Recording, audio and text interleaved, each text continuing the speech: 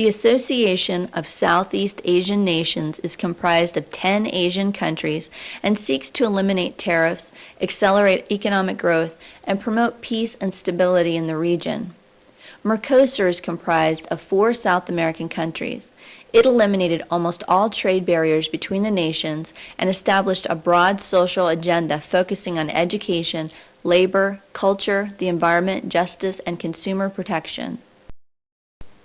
Before a domestic manufacturer can begin engaging in direct sales in a foreign country, they must decide which of 3 potentially conflicting laws will govern the transaction.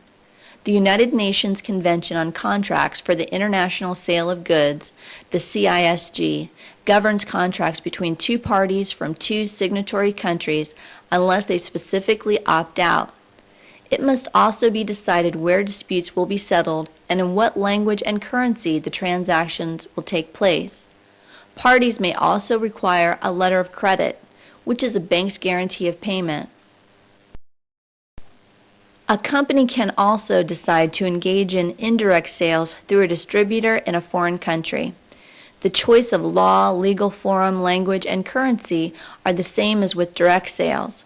The company must also determine if the distributor will be an exclusive dealer, meaning that they will not carry any competing lines of goods. The company may have to agree to let the foreign country be the exclusive distributorship and not let any competing distributors sell your goods. The company must also be careful not to violate antitrust laws. The European antitrust law from the Treaty of Rome outlaws any agreement, contract, or discussion that distorts competition within EU countries.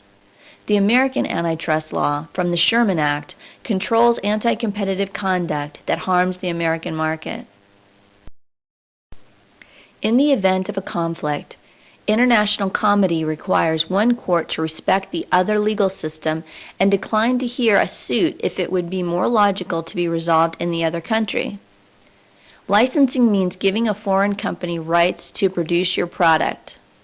When a company decides to do this, they have to be certain that the country they're dealing with will honor the patents and trademarks.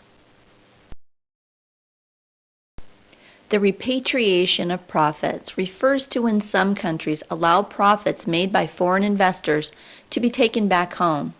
Others don't allow this.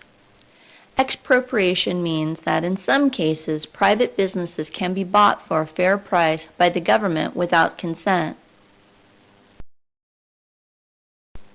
Most nations respect the principle of sovereign immunity in which courts of one nation lack the jurisdiction or power to hear suits against foreign governments. In the United States, the Foreign Sovereign Immunities Act states that American courts cannot hear cases against a foreign country, even in expropriation cases. There are 3 exceptions: when the country waives this protection, when the suit is over commercial activity, and when the foreign country has illegally confiscated property which has ended up in the United States.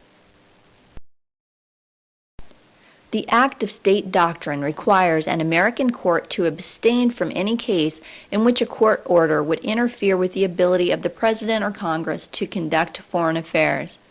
Investment insurance is a wise business expenditure when investing abroad. In 1971, Congress established the Overseas Private Investment Corporation to insure U.S. investors against overseas losses due to political violence and expropriation. The Foreign Corrupt Practices Act makes it illegal for an American business person to give anything of value to a foreign official in order to influence an official decision. In many countries, bribery is commonplace, but foreign bribery is still against the FCPA. If a country's written laws allow bribery, although few do, it is not a violation of the FCPA. The Organization for Economic Cooperation and Development, the OECD, produced a Convention of Combating Bribery of Foreign Public Officials in International Business Transactions. About 36 of the world's largest trading nations have ratified the convention. The world is one economy, with every country linked in countless financial ways to almost every other. To conduct business today is very often to engage in international commerce, and that makes it important to understand the basics of international law. You made it through Chapter 9 on International Law. Now let's get started with the essay assignment, quiz, and discussion board.